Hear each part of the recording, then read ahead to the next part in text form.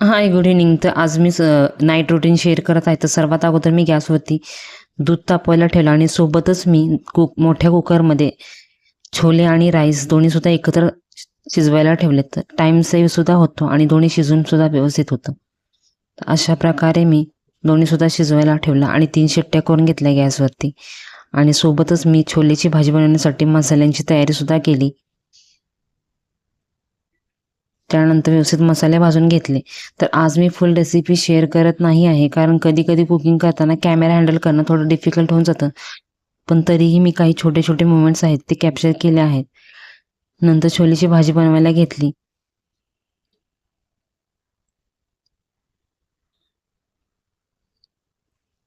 घरात कुकिंगचा स्मेल आला की खूप मस्त फिलिंग येते, कोझी अशी.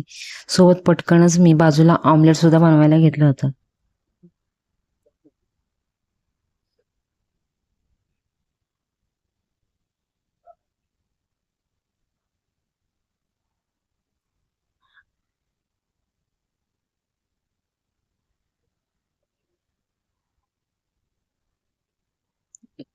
तर ऑमलेट बनवण्यासाठी मी 2 अंडी, त्यामध्ये चटणी, थोडे मीठ आणि थोडीशी कोथिंबीर टाकून घेतली आणि अशा प्रकारे ऑमलेट बनवून घेतलं.